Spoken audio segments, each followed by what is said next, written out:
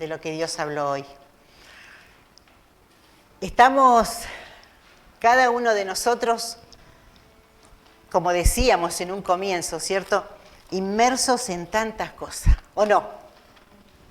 Todos estamos inmersos en muchas situaciones en las que de pronto nos llevan a sentirnos de diferentes maneras. Y saben,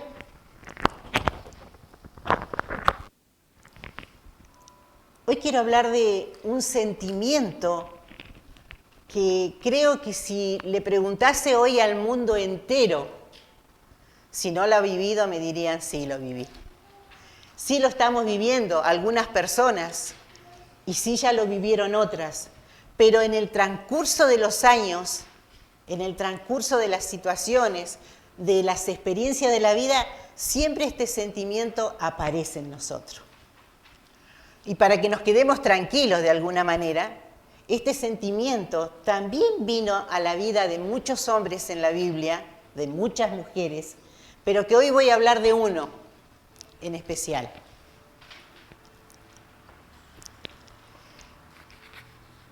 Para que no nos sintamos mal, ¿no? Porque muchas veces decimos, soy cristiano, ¿cómo puedo estar viviendo esto? Pero si nosotros abrimos este libro, nos vamos a encontrar con cada situación que vivieron los hombres de la Biblia. Con cada situación que vamos a quedarnos de pronto tal vez chiquitos a lo que ellos vivieron. Y el sentimiento que voy a hablar hoy, que se produce en nuestras vidas, es el desánimo. Pero también voy a hablar del hombre, ¿cierto?, que lo vivió. Y el desánimo, permítanme decirles, es un sentimiento que puede ser provocado por un cambio en nuestro entorno familiar, trabajo, salud, estudios, de diferente índole. Y fíjense lo que produce este sentimiento, activa el proceso psicológico que nos permite también superar pérdidas, desilusiones o fracasos. ¿Qué pasa con este sentimiento? ¿Qué es lo que también produce en nuestras vidas? Produce miedo. Yo puedo decir que sí, el sentimiento produce miedo. El desánimo produce miedo en nuestras vidas. Y que muchas veces no somos capaces o no queremos admitirlo. No, yo no voy a admitir que estoy teniendo miedo ante ciertas cosas en este tiempo. ¿Por qué? ¿Cómo yo me doy cuenta que empiezo a tener miedo, ¿cierto?, cuando estoy viviendo este sentimiento del desánimo? Es cuando yo me empiezo a preguntar, ¿cómo voy a manejar esta situación? ¿No les ha pasado? ¿Cómo manejo esta situación que se me presenta o se me está presentando en la vida? ¿Y si tomo una decisión y lo arruino todo? ¿Y se va todo por la ventana? O como decimos generalmente, ¿y se va todo por las pailas? Si no hago las cosas correctamente. ¿Y saben qué es lo peor? Que este sentimiento provoca en nosotros, y tal vez ustedes me dirán, sí, pastora, o sí, Yoli, es verdad, porque yo lo viví. Pero este sentimiento provoca llanto en nosotros. Llega un momento que estallamos en llanto porque no sabemos cómo manejar la situación. Ahora, tristeza. Nos encontramos con muchas personas que están tristes y les preguntamos y te dicen, no sé qué me pasa. No sé por qué estoy así cuando tengo todo. No me falta nada. Pero estoy viviendo por ese momento. Tengo tristeza, tengo un vacío dentro de mí y no sé cómo llenarlo. El tema es que de pronto nos podemos enfrascar en este sentimiento o nos enfrascamos, nos metemos adentro y no vemos la solución, cuando sí hay solución. Pero también hay detalles que nosotros tenemos que cuidar o ver, ¿cierto?, para que este famoso sentimiento del desánimo no nos aplaste más. Y una de las maneras es primordialmente aceptar que estoy mal. Aceptar que estoy mal, que estoy viviendo una situación que no la puedo manejar solo. Segundo paso es buscar ayuda. Luego, ¿qué es lo que nosotros generalmente hacemos cuando estamos viviendo estas situaciones? Nos alejamos de las personas. Queremos estar solos, ¿o no? No quiero que nadie me hable, no quiero que nadie me visite. Quiero estar solo, porque ni siquiera yo puedo armar mis ideas y no quiero escuchar nada más. Pero ¿saben? Más allá de que se producen estos síntomas, también están los pasos para yo poder salir de este sentimiento del desánimo. ¿Y cuál es el primer paso que yo debo dar? Es cuidarme a mí mismo. ¿Cómo me cuido? Porque si esto se produce en nuestras vidas, es porque nosotros en algún momento nos descuidamos. Lamentablemente tenemos que ser honestos y decir que cuando vivimos una situación es porque algo descuidamos. Más allá de que somos humanos, más allá de que vivimos situaciones difíciles, de que nos van a bajar las defensas y van a aparecer estos sentimientos, nosotros también tenemos que tener el cuidado, ¿cierto?, de cuidarnos a nosotros mismos. ¿Qué es lo que tenemos que hacer? Que vamos a ver que Dios hizo con este hombre de la Biblia, es alimentarnos bien. Cuando estamos en estos tiempos difíciles, nosotros tenemos que tener una buena alimentación. Tenemos que hacer deporte, tenemos que escuchar música, tenemos que leer. Hay muchos libros en la vida. Decía Gaby, fue a una feria de libros y me imagino que vistes de todo. Pero ¿saben? Hay un libro muy especial que luego cuando esté terminando esta prédica o esta enseñanza, voy a dar 3 pasajes en donde nosotros nos van a sacar o nos sacan, ¿cierto?, de este tiempo de desánimo. ¿Y saben de quién les voy a hablar en esta tarde? De Elías. Elías fue un hombre y que nos llama poderosamente la atención, por eso me llamó. Por eso yo dije hace un ratito, todos los sentimientos que nosotros vivimos por diferentes situaciones, los hombres que están aquí en la Biblia y las mujeres de la Biblia lo vivieron. Y nosotros podemos encontrar esa tranquilidad de que, o sea que yo no soy la única o el único. Fíjense en Santiago, los invito a que ustedes busquen Santiago, capítulo 5.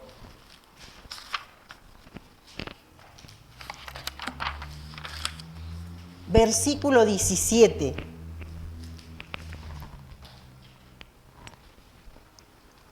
Fíjense lo que dice de este varón, que fue un profeta, pero que Dios lo usó de diferentes maneras.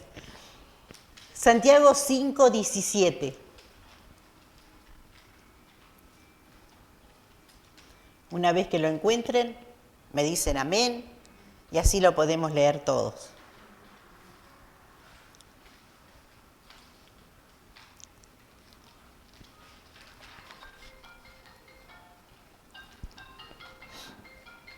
¿Está? Dice, Elías era hombre sujeto a pasiones semejantes a las nuestras y oró fervientemente para que no lloviese y no llovió. Pero yo me quiero parar en esto. Elías era un hombre sujeto a pasiones semejantes a las nuestras. O sea que Elías también pasó por situaciones de las que yo estoy pasando o de las que ustedes están pasando, sujeto a pasiones.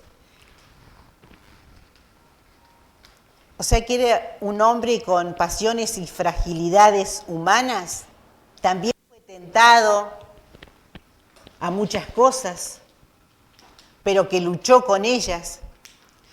O sea que Elías fue un hombre común y corriente, Fue un hombre susceptible a los mismos pecados y faltas que nosotros cometemos o tal vez vamos a cometer. Pero saben, más allá de eso, el tema de Elías, la convicción de Elías, era su propósito servir a Dios. Pero más allá de servirle a Dios, su propósito era honrar y agradar a Dios. Porque nosotros podemos servir a Dios de diferentes maneras. Podemos venir a su casa, como dijimos hace unos minutos atrás, cada uno de nosotros el por qué estamos acá, pero otro tema es si yo realmente quiero agradarle a Dios con mis acciones, con mis actitudes. Y eso cambia nuestras vidas. Ya dejo de venir por venir. Vengo primeramente porque lo necesito, como decíamos. Vengo porque quiero aprender. Vengo porque le debo la vida. Pero vengo porque por sobre todas las cosas quiero honrarlo y quiero agradarle a Él. Saben, en Primera de Reyes nosotros encontramos cómo este varón, Primera de Reyes capítulo 17, cómo Elías tuvo el valor de presentarse, ¿cierto? Y decir que iba a haber una sequía. Dice, entonces Elías Tisbita, que era de los moradores de Galaad, dijo a Acab. Acab era el esposo de Jezabel. Acá encontramos un trío. Está Elías, está Acab y va a aparecer Jezabel, una mujer malvada. Dice, vive Jehová Dios de Israel en cuya presencia estoy, que no habrá lluvia ni rocío en estos años, sino por mi palabra. Y vino a él palabra de Jehová diciendo, apártate de aquí, vuélvete al oriente y escóndete en el arroyo de Querit, que está frente al Jordán. Beberás del arroyo, y yo he mandado a los cuervos que te den allí de comer. Y ese fue, e hizo conforme a la palabra de Jehová. Pues se fue y vivió junto al arroyo de Querit, que está frente al Jordán.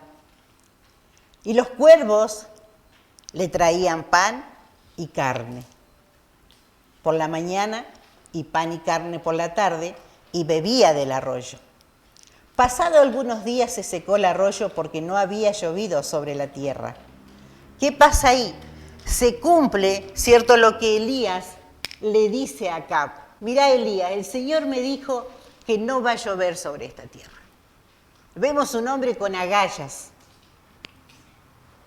¿Por qué? Porque Acab era el marido, el esposo de Jezabel. Una mujer malvada, como les dije, que su muerte no fue de las mejores. Pero ¿qué pasa con Elías? Elías, luego de dar esta cierta profecía y que se cumple la profecía, Elías lo segundo que hace es visitar a una viuda, a la viuda de Sarepta, en donde va allí y le dice que tiene que darle de comer. La viuda tiene poco alimento, pero hace caso y le da alimento a Elías. Aparte de eso, su hijo se enferma, se muere, y Elías le cuestiona a Dios cómo va a permitir que la mujer que obedece, ¿cierto?, es sumisa y le da lo poco que tiene. Señor, ¿por qué le quitas a su hijo? Y vemos cómo Elías es un instrumento para darle vida al hijo de esta viuda. ¿Cuál es lo otro que ocurre, cierto, con Elías? Elías regresa a ver a Acab y tiene una charla con Acab. Ahora, ¿saben? Luego Elías ora por lluvia y viene la lluvia. Pero ¿qué es lo que más me llama la atención? Que luego que Elías es usado a través de Dios para anunciar, ¿cierto?, lo que iba a pasar, cuando se entera que Acab le transmite todo esto a Jezabel, una mujer malvada, una profetisa malvada, y se entera que había matado a muchos profetas, ¿qué es lo que hace Elías? Le da miedo y huye. Lo que yo les decía hace un rato, cuando nosotros nos enfrentamos ante ciertas situaciones y no las sabemos enfrentar, nos da miedo y huimos. Y nos escondemos, nos encerramos, no queremos saber nada. Y Elías huye. Miren lo que dice el capítulo 19. Acab dio a Jezabel la nueva de todo lo que Elías había hecho y de cómo había matado a espada a todos los profetas.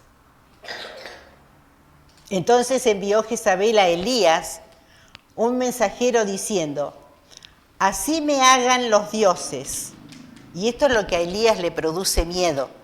Así me hagan los dioses y aún me añadan, si mañana a estas horas yo no he puesto tu persona como la de uno de ellos.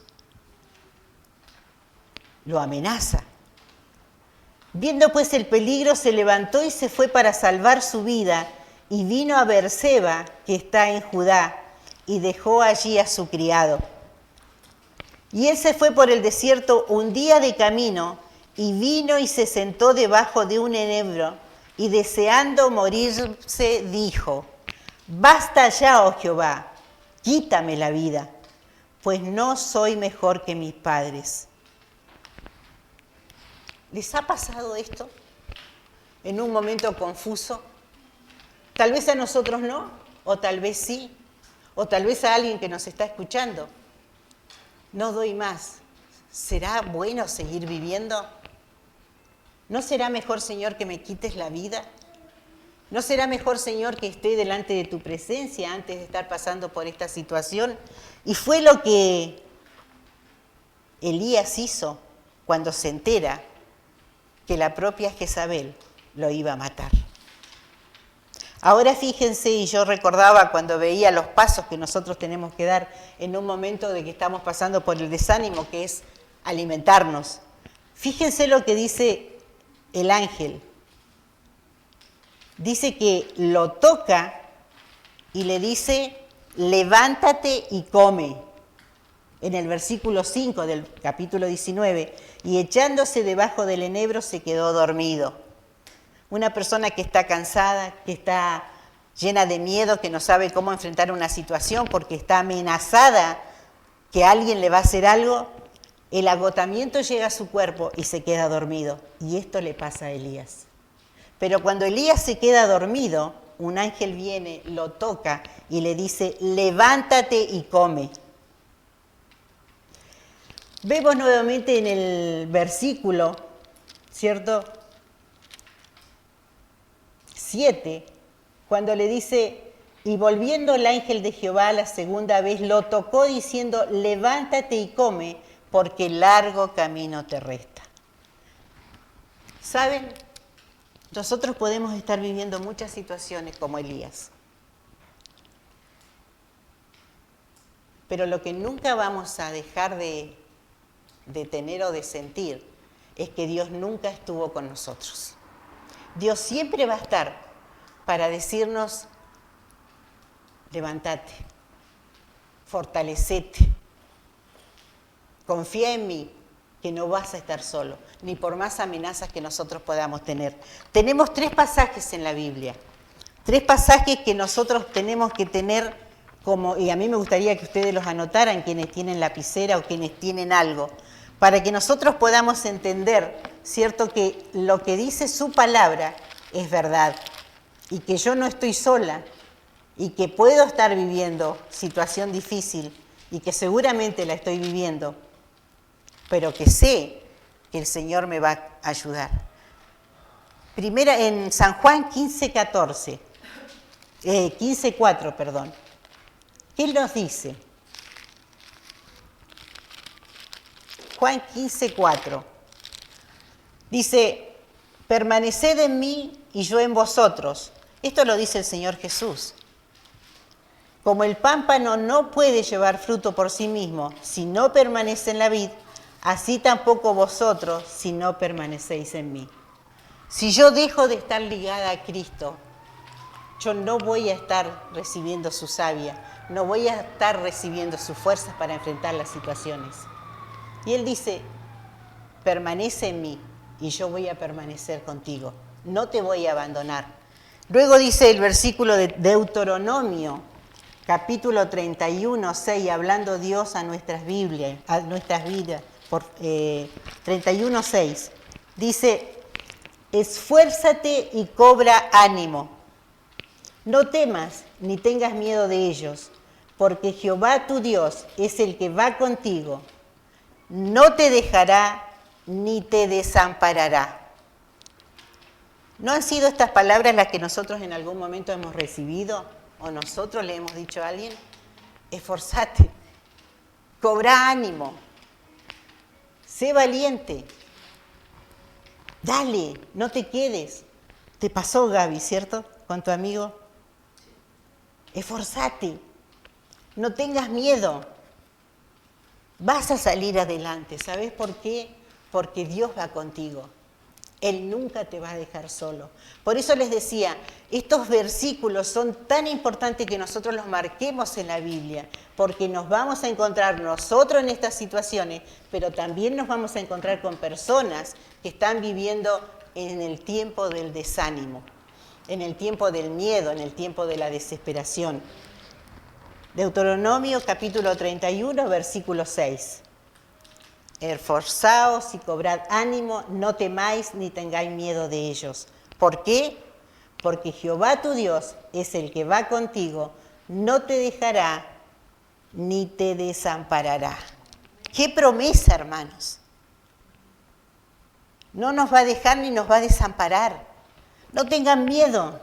Van a vivir estas situaciones, van a enfrentar problemas difíciles, van a ver o van a vivir cosas que van a decir, yo no puedo con esto, por favor ayúdame, porque quiero ser como Elías.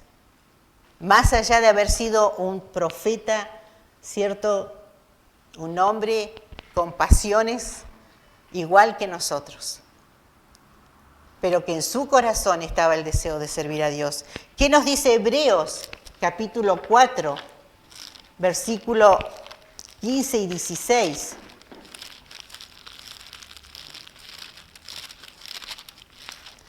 Cuatro, 15, 16. Porque no tenemos un sumo sacerdote que no pueda compadecerse de nuestras debilidades, sino uno que fue tentado en todo, según nuestra semejanza, pero sin pecado. Acerquémonos pues confiadamente al trono de la gracia para alcanzar misericordia y hallar gracia para el oportuno socorro. Hermanos, nosotros estamos viendo acá que el Señor nos está diciendo, Él se va a compadecer de nuestras debilidades. Él nos va a entender cuando estamos a punto de caer, de flaquear, o cuando flaqueamos y caímos. Él se compadece de nuestras debilidades porque dice que Él fue tentado en todo, pero sin pecado. No pecó, pero sí fue tentado. Él fue hecho hombre aquí en esta tierra y vivió y pasó por lo que nosotros pasamos. Ahora, ¿a qué invitación nos lleva el versículo 16? Que nosotros nos podamos acercar confiadamente al trono de la gracia para alcanzar misericordia y hallar gracia delante de Dios. Tres pasajes bíblicos.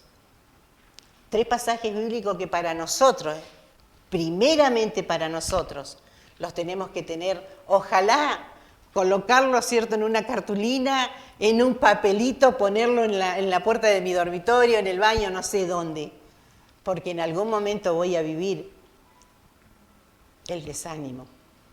Y si lo estoy viviendo, poder confiar que si yo no puedo con eso, Dios me está diciendo, acércate a mí, acércate, que yo te voy a entender, acércate que voy a entender por lo que estás pasando, porque si estuve presto para ayudar a Elías, a un profeta que fue usado en muchas situaciones, ¿por qué no voy a estar con ustedes también?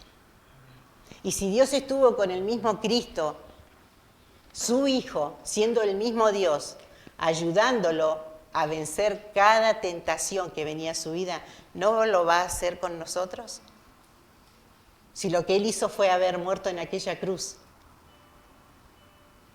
para perdonar nuestros pecados, para también cada vez que nosotros estemos flaqueando, podamos acercarnos a su trono.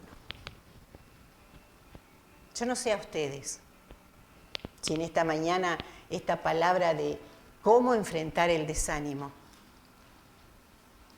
cómo enfrentar este sentimiento, que yo dije, ¿el desánimo es un sentimiento? El desánimo es un sentimiento.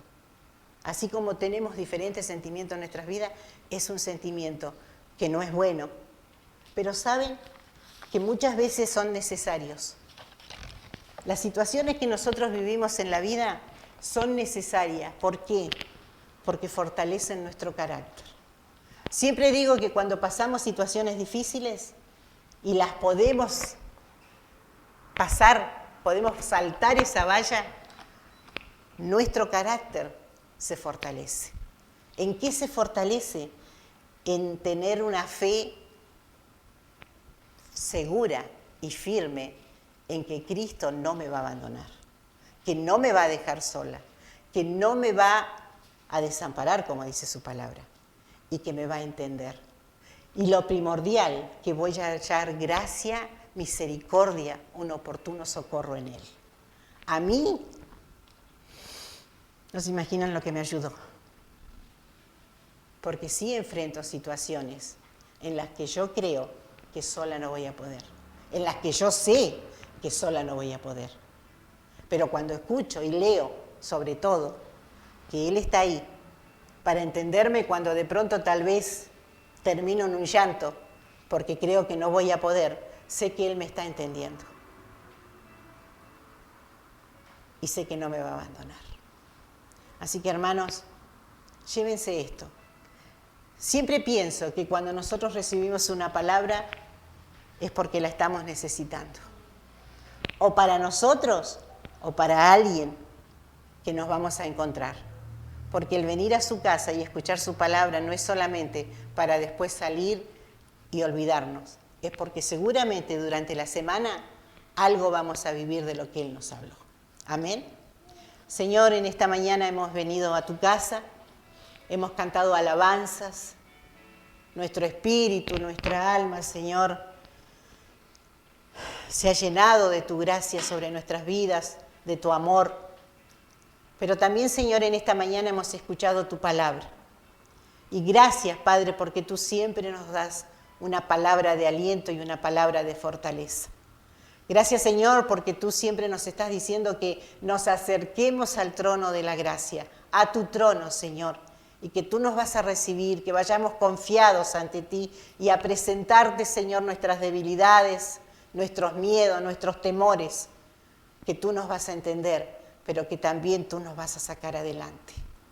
Gracias, Señor, por este tiempo. Gracias por haber estado aquí. Gracias por mis hermanos, Señor, que hoy se dieron cita contigo. Pero también gracias, Señor, por el que va a escuchar esta palabra y seguramente, Señor, le va a ayudar. En el nombre de Jesús. Amén. Amén. Dios les bendiga.